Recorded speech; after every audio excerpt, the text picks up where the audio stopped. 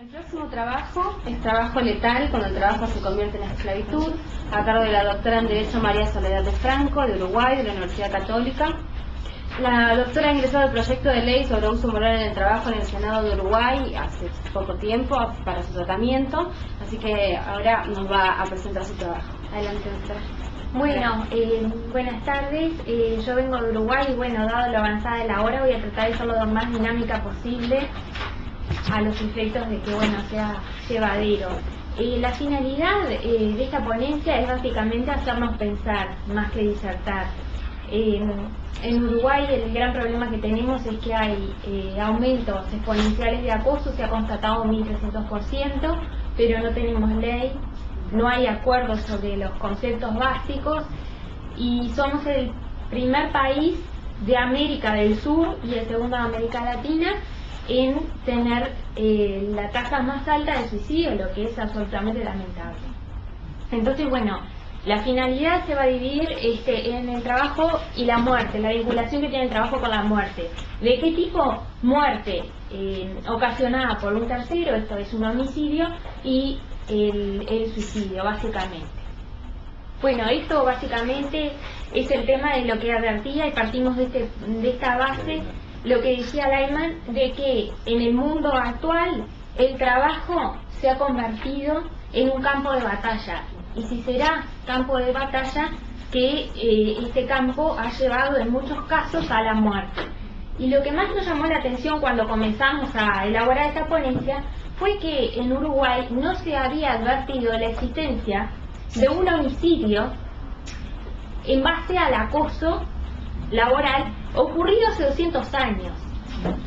Entonces, en este caso, bueno, acá voy a ir salteando las cosas que son más básicas, la vinculación del acoso con el tema del poder y el abuso del poder, que eso ya los colegas lo dijeron a los efectos de profundizar en otras áreas. Y acá nos adentramos en esta primera historia que traigo para compartir. El 4 de julio de 1821, en lo que es actualmente Montevideo, se dio la siguiente situación. Uruguay en ese momento, antes de la Constitución del 30, admitía la esclavitud y en este contexto se produce un homicidio. Las partes son 3 esclavos y su ama. Esta señora, de carácter muy particular, Celedonía Witch de Salvañac, era una mujer de la aristocracia montevideana en ese entonces, y esta señora, bueno, martirizaba a sus esclavos tanto física como moralmente, es decir, los castigaba permanentemente en forma físicas, en torturas maquiavélicas, y bueno, lo moral no podemos hacernos una idea de lo que Ribetes comenzó a alcanzar. Entonces, estos 3 esclavos, un día, ya hartos de los destratos, de los golpes, de los insultos de esta señora, se da una situación, el ama, como le decían, cae al piso y la primera esclava le parte nosotros allá le decimos una majuana, creo que en otros lugares le dicen garrafa, que son contenidos grandes para el vino, etcétera. Y bueno, comenzaron a utilizar eso, la primera esclava, que fue Mariquita, se sumó a Encarnación, y después el hijo de Encarnación, que era un mulatillo, le decía Luciano, las ayudó a encubrir el crimen. Este crimen, ¿qué es lo que tiene en particular? Lo que releva el doctor Lucas Oves, que fue el defensor de esas esclavas, como algo absolutamente atípico, la hazaña con que fue cometido. Esta, a modo de ejemplo, era la señora. Ahí están viendo el lugar donde los hechos al día de hoy se produjeron. Y bueno, acá esto es sumamente elocuente. Esto es un extracto del alegato del doctor Lucas Oves, de nacionalidad argentina, justamente.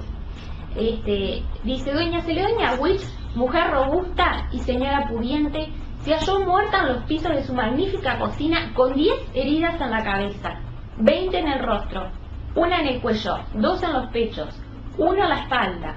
estas profundas, aquellas leves, unas grandes, otras pequeñas, y todas hechas con instrumentos diversos como botellas, cuchillos, tenedores y frascos. Luego, su muerte es obra de un resentido exaltado. Enemigos la asesinaron y no ladrones. Enemigos y no hay otros que sus domésticos. Tanto es cierto que vas a tener delante los estragos para inferir la causa de que procede.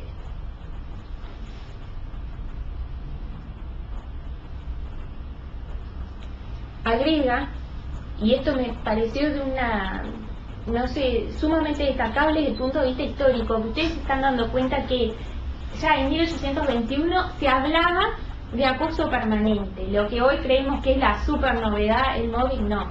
Digo, es tan viejo como la humanidad, pero ya se estaba relevando como tal en 1820. Mariquita y Encarnación, así decía el alegato, sufrían desde siempre todas las extravagancias de una señora orgullosa pues era rica, impertinente pues era viuda, cruel para con sus criadas, pues complacía en verlas padecer. Y ahí, bueno, está toda la parte que es sumamente interesante, pero no tenemos tiempo, vinculada a que las personalidades que generalmente instigan el acoso tienen rasgos psicopáticos muy exacerbados. Y esta señora, como cita el doctor Oves, excitada por el acoso permanente, reitero, año 1821, de ese día, como una chispa al fuego, también ellas se incendiaron de rencor. No fueron dueñas de sus movimientos. La primera en especial, cuando sabemos que del suelo alzó la mano, tendió a doña Celedonia, la hirió con su rabia y la mató con su venganza.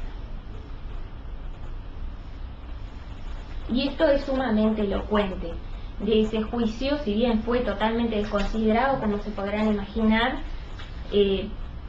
La declaración de una de las esclavas es textual y dice: yo maté porque no hallaba otro arbitrio, es decir, no hallaba otra forma de romper con esa situación perversa que excedía la esclavitud, porque si uno comienza a estudiar la historia y el vínculo que existía entre amos y esclavos en el Río de la Plata, existía un vínculo, no se puede decir de fraternidad, pero sí de cooperación y de respeto.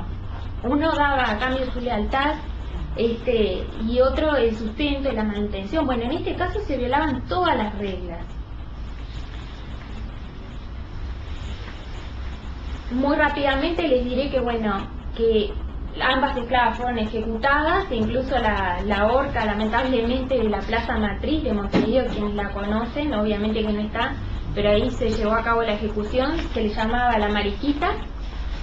Luciano, no existen más registros, pero sí fue desterrado. Se le obligó a presenciar, o sea, un acto más de acoso, de hostilidad de parte del poder público, a presenciar la muerte de su madre.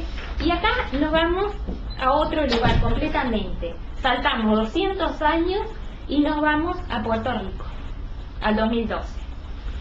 Que es lo interesante que... Y acá también nos da la pauta de que no existe clase social, sino algo que es más profundo y más sencillo, que es la naturaleza humana. El hecho se protagonizó a través de 2 mucamas de un hotel, y también se dio un homicidio, vinculado directamente al acoso moral. Las partes: Coto, una mucama de hotel, asesinó a su colega Arismendi en el lugar de trabajo. Actualmente Coto está siendo, que es esa señora que ven en la pantalla, está siendo enjuiciada, y lo más interesante del proceso es que sus compañeros se pliegan y se ofrecen a declarar en el proceso a favor de la asesina, en virtud de que de un hecho que fue el que generó el homicidio, la causa directa, que esta mujer ya no soportaba más el acoso de parte de la occiso. Es sumamente elocuente. Esto lo releva el periódico Primera Hora. Dice: Coto, enfurecida tras una madeja de chismes, asesinó en medio de una pelea a su compañera de labores, Elia Arismendi. En el pleito hubo puños, patadas, empujones y mordidas de parte y parte. La patóloga Rosa Rodríguez concluyó que la víctima murió por estrangulación y trauma corporal. El desenlace fatal fue la secuela de un alegado patrón de humillaciones públicas, tácticas de intimidación perdón, y abuso protagonizado por la difunta. Coto llegó a esos extremos porque en recursos humanos, y acá les pido un punto de reflexión, que en recursos humanos, si no es prevenir este tipo de situaciones, ¿para qué existe? ¿Para qué está? No hizo nada. Se presentaron 34 denuncias de parte de la que ahora está siendo procesada por homicidio, y no hicieron nada. Y acá yo lo llamo a reflexión, por eso les digo que es algo más compartido que una disertación. ¿Qué rol juegan los testigos mudos? Porque si hay acoso es porque existen cómplices. Un psicópata genera estragos. Históricamente se lo puede ver Stalin, Lenin, Hitler. Pero para que este tipo de gente pueda ascender necesariamente, debe contar con la complicidad, ¿sí?, de una serie de personas que ven lo que está mal, lo que es inmoral y no hacen nada.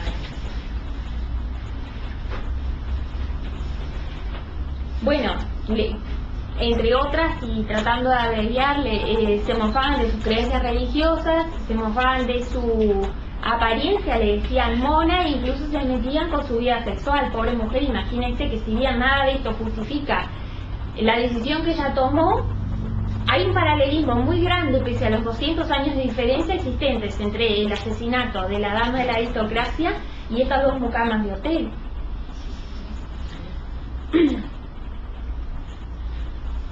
Entonces, como soy uruguaya, hice un poco de hincapié, pero también hay cosas a nivel mundial vinculadas a los suicidios, ¿no? Uruguay, como ya les dije, después de Cuba, sigue en el ranking con números escandalosos, con un promedio de unos 2 suicidios por día. Y ¿saben qué es lo más triste? Somos apenas 3 millones, bajan los censos y siempre arañamos los 3 y tenemos la tendencia a la baja. Pero los suicidios aumentan. Unos especialistas nacionales, es decir, compatriotas míos, analizaron, bueno, qué vínculo existe entre las causas laborales pésimas y el acoso, y bueno, ellos dicen que dentro de la causa social, que la causa social representa, según el relevamiento, un 65% de las causales de acoso, de suicidio. Dentro de esa causa social hay un alto porcentaje dentro de ese 65% que por falta de estudios no se ha logrado relevar con exactitud, que es el vinculado al acoso en los lugares de trabajo. O sea que ahí hay que prender la luz y comenzar a ir definiendo políticas públicas y tratando de averiguar hasta qué punto esa serie enorme de suicidios está vinculado con el acoso laboral. Grandes números. Esto no lo voy a repetir, que es el segundo país después de Cuba. Lo que sí es preocupante que Uruguay es un estado muy pequeñito, pero con una tradición muy arraigada en cuanto a un país demócrata y republicano. Entonces, para reflexionar, ¿con qué nos estamos comparando? Sin desmerecer a nadie, pero es un país que siempre se ha caracterizado por cuando tenemos elecciones el uruguayo está ahí presente, votando, militando. Digo, nos estamos comparando con un país que todos ya saben cuál es la realidad. A partir de 1990 la cantidad de suicidios despega, y acá hay algo interesante que se aprecia, que claro, en 1990 es cuando se da ese despegue absolutamente neoliberal de la famosa excelencia a cualquier costo, la productividad a ultranza, y bueno, Uruguay no fue ajeno y las cifras siguen creciendo. Y esto es, para mí, espeluznante. En 2006, a nivel de capitales sudamericanas, no todas por una razón de tiempo, tenemos que cada 100.000 habitantes en Montevideo, que es la capital de Uruguay, fallecen 14 personas por suicidio. Es decir, se suicidan 14 cada 100.000 en Uruguay. Fíjense que en Montevideo existe 1.700.000 personas. Comparen con Buenos Aires, que se suicidan 6 personas, pero en 13 millones. Con Santiago de Chile, que se suicidan 4, pero en 6 millones, tirando a 7. Y Río de Janeiro se suicida nada más nada menos, perdón, que 2, y con un rango de unos 6.400.000 personas. Es decir, es vergonzosa la cifra.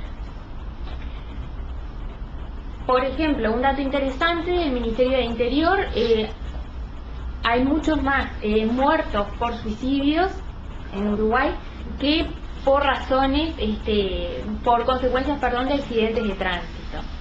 Y bueno, esto es lo que dejo en el tintero. Sin embargo, nos preocupamos de los accidentes de tráfico, nos preocupamos, y me parece excelente, de la protección animal, nos preocupamos de muchas cosas, pero de este tema ha sido un infierno ponerlo en el tapete.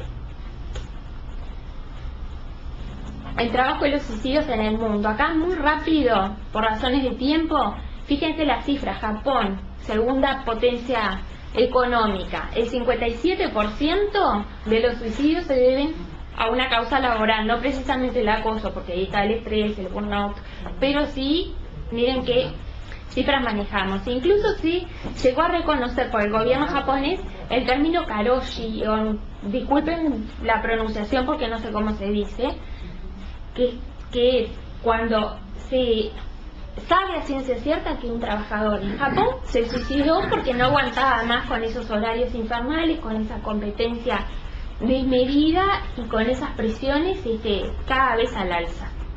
En China, esta empresa es una empresa que ensambla productos para teléfonos celulares, para Apple, en fin.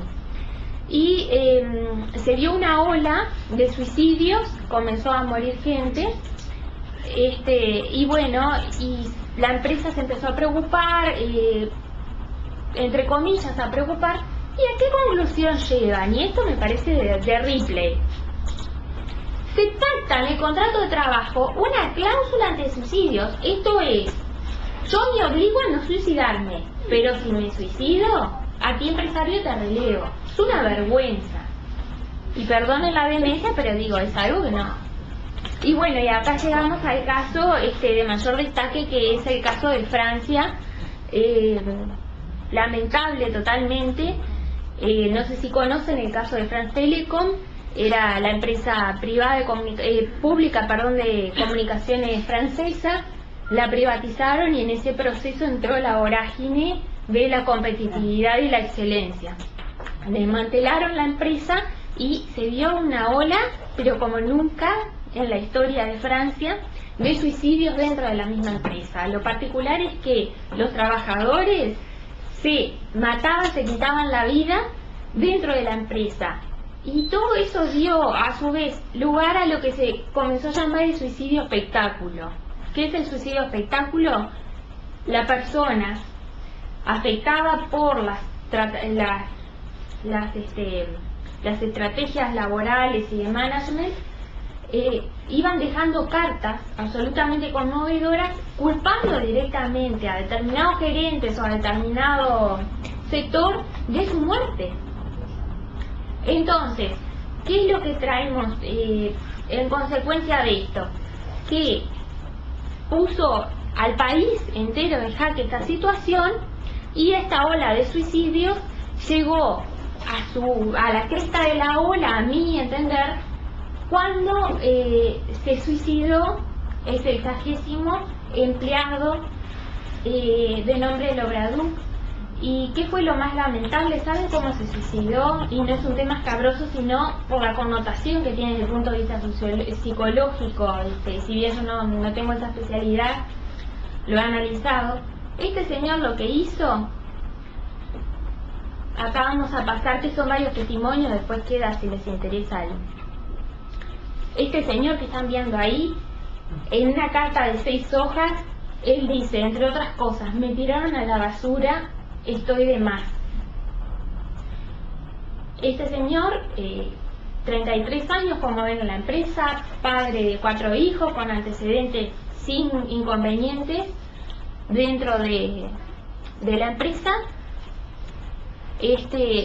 se suicidó de una forma absolutamente conmovedora, porque los entendidos en el tema dicen que esa forma de suicidio implica como el último acto de poder y a su vez de venganza contra un sistema que él ve y considera absolutamente hostil e injusto. Este señor, acá lo ve en el lugar, estacionó un día normal, llegó, estacionó su auto, se roció con gasolina, se prendió fuego y ahí tienen incluso, lo traje y lo puse en pantalla los efectos de que a veces es como dicen, ojos que no ven, corazón que no siente. Si uno no lo ve, es un número más, pero si uno ve a la persona, sabe que esa persona no está y ven la forma en que murió, yo creo que realmente es el crimen del siglo XXI, el tema del acoso moral. Y bueno, y acá tienen el responsable, a este señor que aparece en pantalla.